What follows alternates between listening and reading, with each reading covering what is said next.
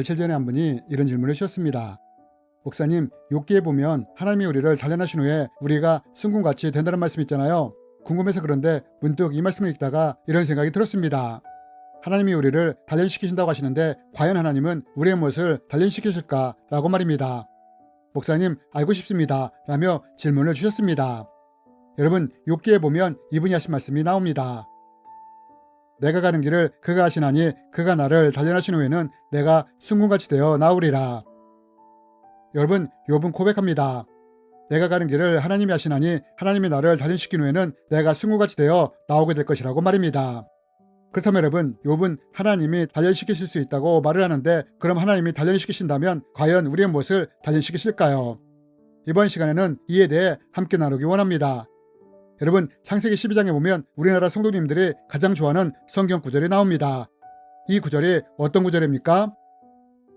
여호와께서 아브라함에게 이르시되 너는 너의 고향과 친척과 아버지의 집을 떠나 내가 내게 보여줄 땅으로 가라. 내가 너로 큰 민족을 이루고 내게 복을 주어 내 이름을 창대하게 하리니 너는 복이 될지라. 너를 축복하는 자에게는 내가 복을 내리고 너를 저주하는 자에게는 내가 저주하리니 땅의 모든 족속이 너로 말미암아 복을 얻을 것이라. 여러분, 이 말씀은 우리나라 성도님들이 가장 좋아하는 말씀입니다. 많은 분들이 이 말씀을 알 뿐만 아니라 어떤 분들은 이 말씀을 암송하기도 합니다. 그런데 제가 이 말씀을 가지고 강의나 세미나를 할 때면 종종 이런 질문을 하곤 합니다. 이 말씀 중에서 가장 마음에 와닿는 부분이 어디냐고 말입니다. 그럼 19분이 뭐라고 대답을 하느냐? 대부분의 분들이 내가 너로 큰 민족을 이루고 너에게 복을 주어 내 이름을 창대케 하리라는 말씀이나 내가 축복하는 자에게는 내가 복을 내리고 너를 저주하는 자에게는 내가 저주하리니 땅의 모든 족속이 너로 말미암아 복을 얻을 것이라 라는 말씀을 제일 좋아한다고 말을 한다는 것입니다. 이러면 저는 또다시 이렇게 질문을 하곤 합니다. 만약 이 말씀들을 좋아한다면 이 말씀이 우리의 삶에서 실제로 이루어지게 하려면 어떻게 해야 하느냐고 말입니다. 이러면 대부분의 분들이 어떤 대답을 하느냐? 이 질문에는 제대로 된 답을 하시는 분이 거의 없다는 것입니다. 그렇다면 여러분, 하나님은 분명하게 아브라함에게 복을 주시며 복의 근원이 되게 해주시겠다고 하셨는데 아브라함은 어떻게 해서 이렇게 될 수 있었던 걸까요? 이제부터 아브라함이 어떤 연단과 단련을 통해 복을 받고 복의 근원이 될 수 있었는지에 대해 말씀드리기 원합니다. 여러분, 우리가 이것을 알기 위해서는 창세기 12장에 기록된 말씀 중에서 꼭 주목해서 보아야 할 말씀이 있습니다. 그것이 무엇이냐? 그것은 하나님이 아브라함에게 복을 주고 복의 근원으로 세우시겠다고 약속을 하시면서 이 약속이 이루어지려면 이렇게 해야 한다는 전제 조건을 다셨다는 것입니다. 그러면 이 전제 조건은 무엇이었느냐? 그것은 이 약속의 말씀이 이루어지기 원한다면 먼저 고향과 친척과 아버지의 집을 떠나 하나님의 지시할 땅으로 가야 한다는 전제 조건을 다셨다는 것입니다.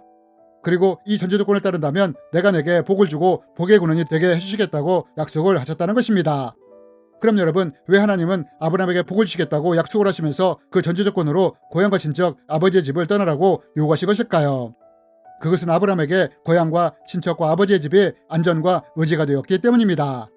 그래서 하나님은 아브라함이 의지하고 안정감을 누릴 수 있는 이러한 것들을 내려놓고 오직 하나님만 의지하며 따를 수 있느냐고 말씀을 하신 것입니다.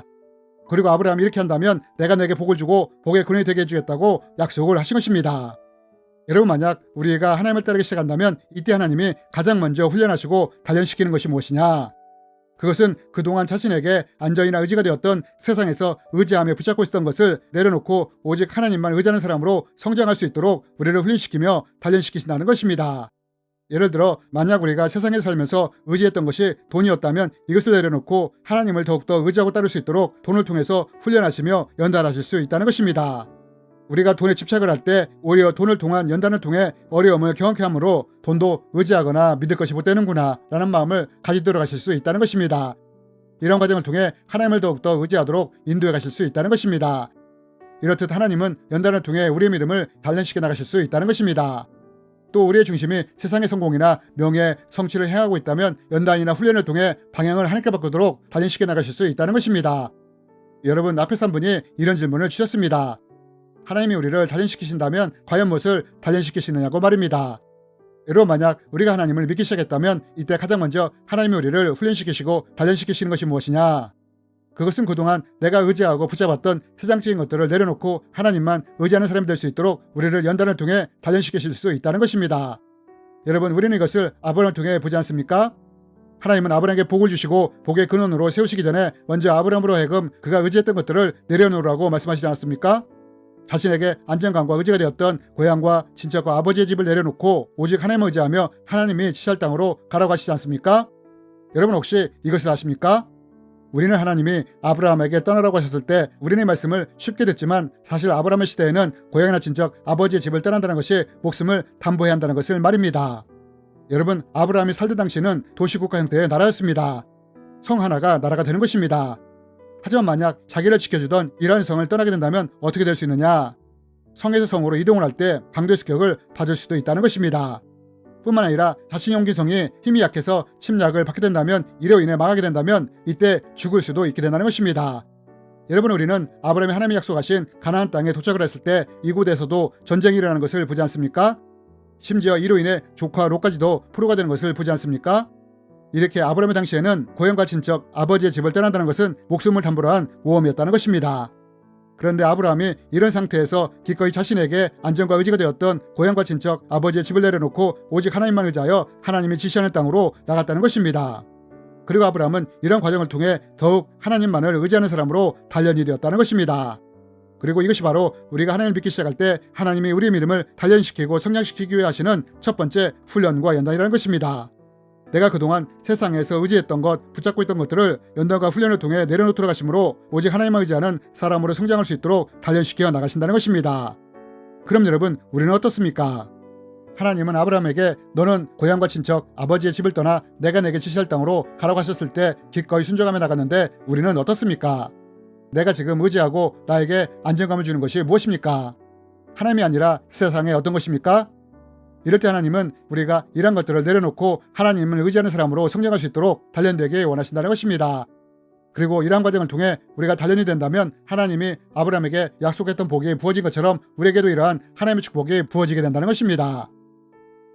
여호와께서 아브라함에게 이르시되 너는 너의 고향과 친척과 아버지의 집을 떠나 내가 내게 보여줄 땅으로 가라. 내가 너로 큰 민족을 이루고 내게 복을 주어 내 이름을 창대하게 하리니 너는 복이 될지라. 너를 축복하는 자에게는 내가 복을 내리고 너를 저주하는 자에게는 내가 저주하리니 땅의 모든 족속이 너로 말미암아 복을 얻을 것이라.